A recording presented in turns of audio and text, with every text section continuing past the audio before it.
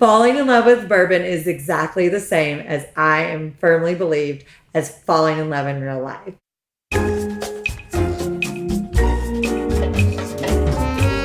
Welcome to the Lush Life podcast.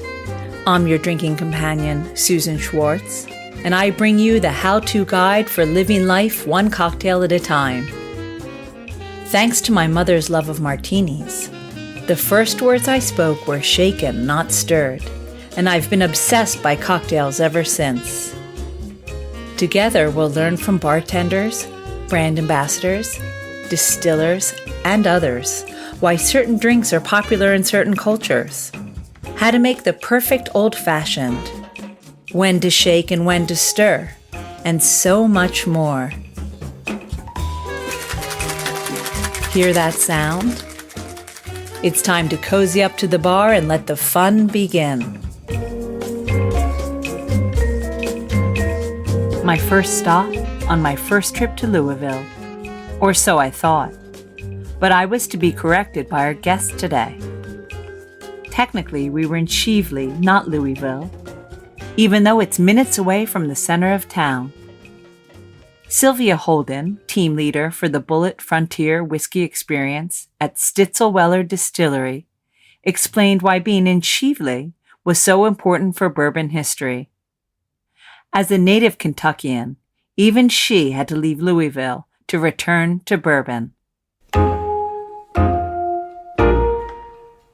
So I'm born and raised in Kentucky. I've lived here almost all my life. I'm a hilltopper. I went to Western Kentucky University. When I finished college, I got the opportunity to go live in South Korea for 3 years. And I took a job working for an LG executive in the tiny little town I lived in, Gumi, South Korea. And we worked on speaking for business situations in English. And what I quickly learned was that him and his colleagues often go out and enjoy whiskey in their pastimes. And, you know, it's the best way for them to let down their hair. And as a Kentucky native and fresh off a college graduation, there was nothing I knew better than how to drink some Kentucky bourbon. So did you have to introduce with a bourbon to them? So they did. They had the opportunity to drink bourbon over there, but I don't think they understood, you know, how much of the culture it is to not just me, but fellow Kentuckians as well. And so I began teaching him not just business speaking English in the morning, but going to meet him and all of his colleagues out for bourbon at night. And so it was awesome because now I got to not just drink bourbon with them, they paid for it because it's so expensive over there. Little did you know that coming from Kentucky, a place where bourbon is just drunk all the time, to go to South Korea and find out that they're drinking whiskey there too. I completely fell in love with it. You could teach them something. Yeah. And so then we found, you know, a very fun way to enjoy bourbon together. And I really do. I think about Mr. Inguk all the time. And I always wonder if maybe he's still drinking bourbon and thinks about all of our times together. Even the Samsung VPs would come sometimes too, because we had both LG and Samsung in my city. So it was... We had a little bourbon club before that was really kind of a big thing, you know. So it was a lot of fun. Can you tell me a little bit about the history of this place and how Bulleit fit in with that? Yeah, absolutely. So what we're seeing now is a big celebration of bourbon throughout the nation. You're now finding distilleries popping up all over the 50 states. But obviously Kentucky is the birthplace for what you're now seeing today as something called the Kentucky Bourbon Trail. You can now fly in or drive into Kentucky, and there is an actual passport that allows you and encourages you to go out through the entire state of Kentucky to try all these different bourbons and to learn the history of how Kentucky became the bourbon capital of the world. So 95% of all bourbon is today made in Kentucky, but where we're sitting today at the Stitzel-Weller Distillery, it has a huge effect on why that is. You see, when Prohibition went into effect in 1920, there were essentially about 5 to 7 states producing bourbon. But during the Depression, slowly but surely, everyone got rid of their stills and called it quits. And when they they began to illegally allow us to begin making bourbon again in the 30s, Kentucky was very brilliant in monopolizing on that. Where we are was the very first full-size distillery ever completed in the 30s when Prohibition ended. It opened its doors on Derby Day of 1935. We are about a 12-minute drive from the heart of downtown Louisville on 53 acres in a little neighborhood called Shively. Now, if you grow up in Louisville like myself, we all call it Lively Shively. But distillers came out here to make their bourbon because they could escape Louisville's city tax during the Great Depression of America. So where we are, this was not just the very first distillery of Shively and the very first distillery ever completed after Prohibition. It became the very first distillery that was mass distilling corn with wheat. And so it was wheated bourbons they were producing. But we're quite far from the river. So we are. Did you guys bring in the water? We didn't. What's neat about Shively particularly is how it sits on that limestone shelf. So what ended up happening was they tapped into about 5 springs here on site. They would pull the water straight from the limestone shelves right into the production facility. With that limestone, it not only filtered out iron in the water, it put in calcium deposits too. So it was good for you, like milk. Yeah, absolutely. Absolutely. It was good for everyone involved. Right, exactly. And so slowly but surely, you saw all these other distilleries pop out in Shively. 8 of them, in fact, within walking distance of exactly where we are. And so slowly but surely, Shively became an incorporated part of Louisville, and it became an integral part of the bourbon comeback after Prohibition ended. You then saw this huge celebration of bourbon throughout our country all the way up until about the 70s when we saw spirits completely shift. So at the height of bourbon making here, like how much was being made? On average, they can move up to 1.8 million cases of bourbon every single year. Oh my God. Isn't that amazing? Yeah. Over 150 employees punching in and punching out for work every day. Bustling operation. Very beautiful. 4 huge marks were originally created out here. Old Fitzgerald, Cabin Still, W.L. Weller and Sons, and of course Rebel Yell that's having a resurgence today. But all of it was threatened once we saw the spirit shift in the 70s. Yeah, when Cosmos became popular. Oh, yes, and vodka and wines and box wines. And what you saw were properties as magnificent as this go on the marketplace. And slowly but surely either shutting their doors or just selling to the next big investor, hoping to hit it big. And it was really kind of a terrible investment if your goal was to, I like to say, retire in the 90s, right? Because that was probably its lowest point. But what ended up happening was by 1992, they quit making bourbon. They quit bottling it out here. They still used it for storage facility. And then by 1997, it was really truthfully what we call a ghost operation. Oh. Mm-hmm. So Diageo, they're the big powerhouse out of London, England. They were interested in kind of looking into the Kentucky bourbon portfolio. They acquired this property and when they birthed in 97. And part of that entitled them to the last spirit that trickled down the still, which is now used in Bulleit Bourbon. But it also gave them access to the 20 warehouses here on site that were part of, Frederick Stitzel's design of the ricking system. Their bottling line, they cleaned that up. They got that going again. And then 2002, they picked up Tom Bulleit. And they started doing maturation and bottling here on site for Bulleit Bourbon. Mm-hmm. With the growing bourbon industry, you now saw the Kentucky Bourbon Trails form.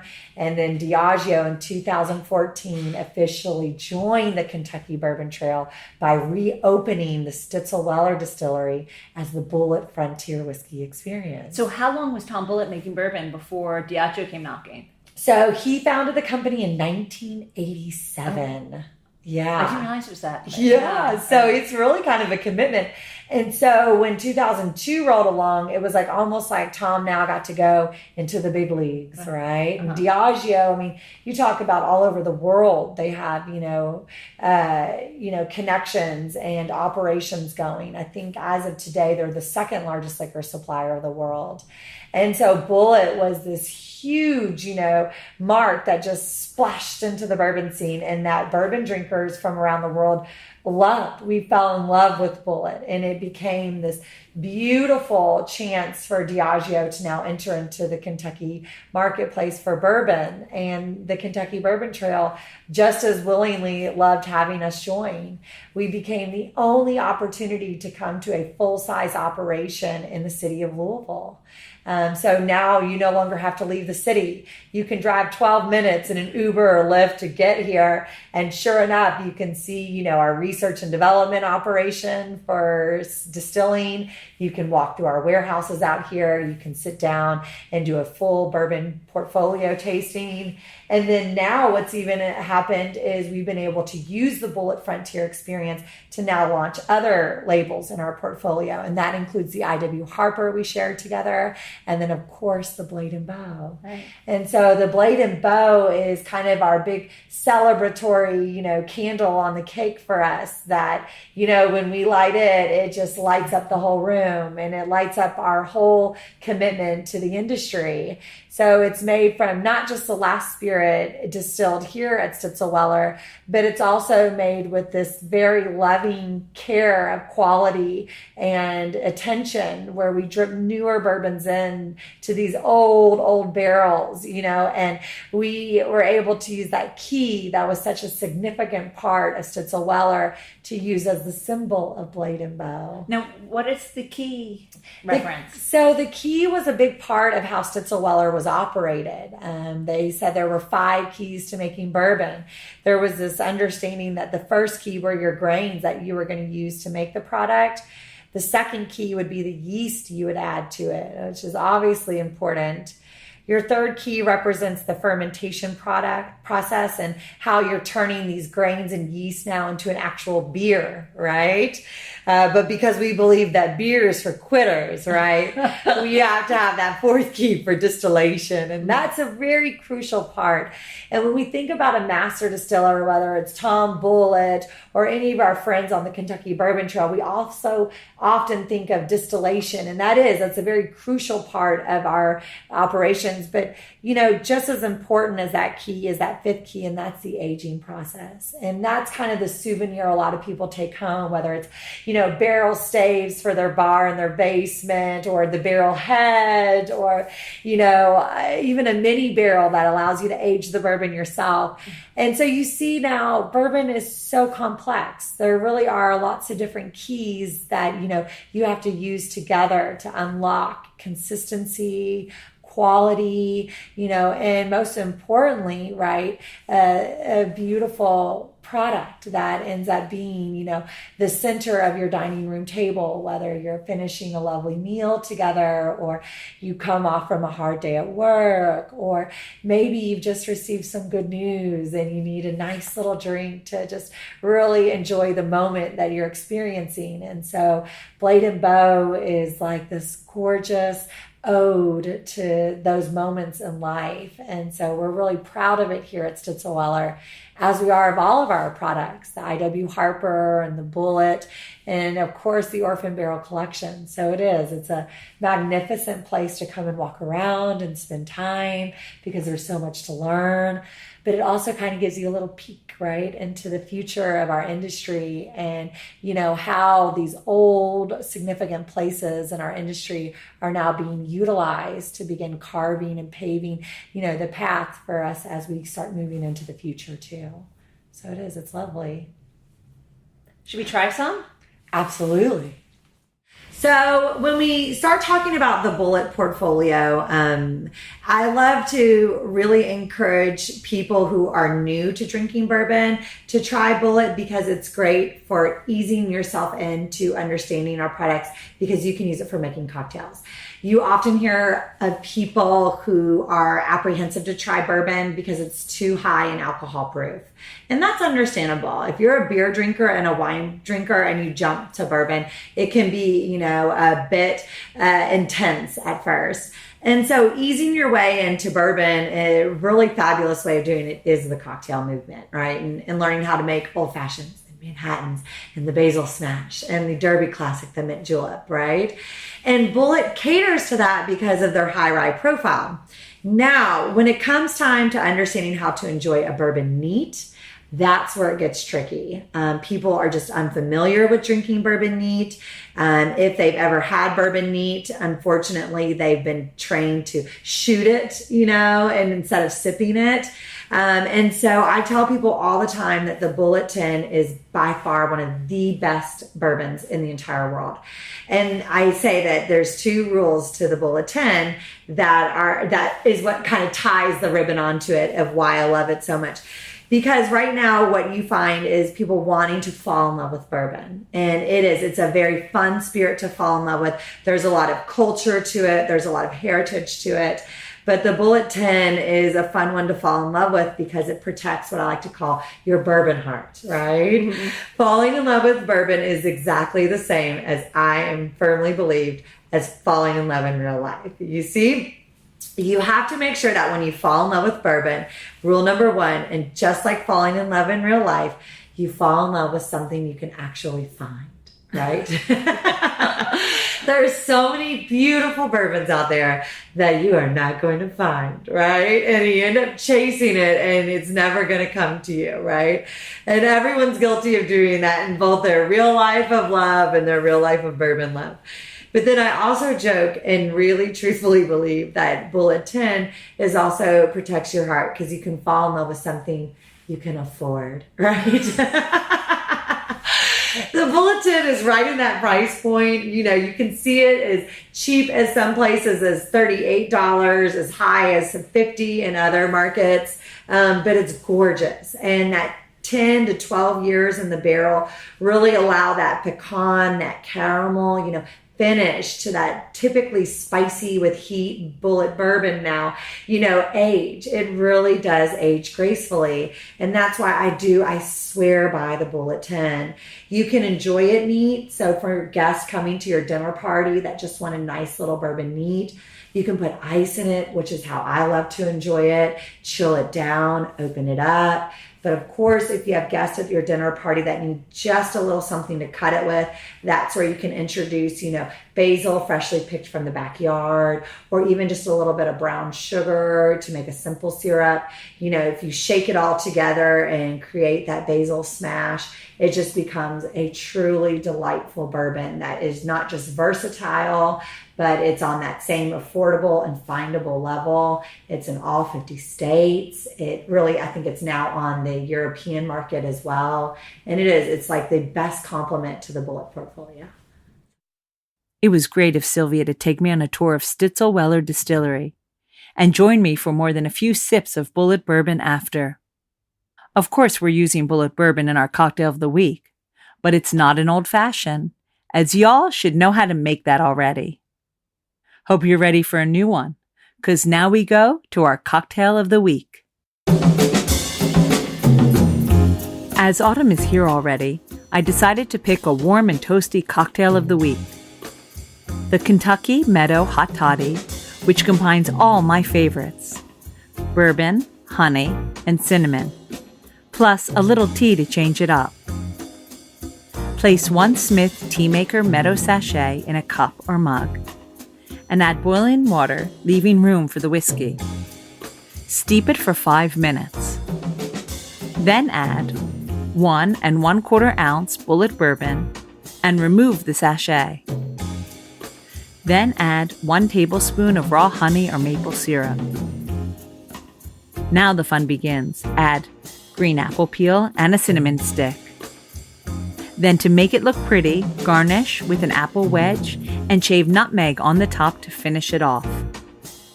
You'll find this recipe and all the cocktails of the week on alushlifemanual.com, where you'll also find all the ingredients in our shop.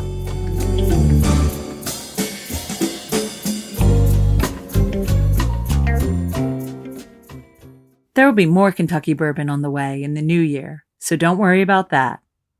If you want more info about the state, head to www.kentuckytourism.com.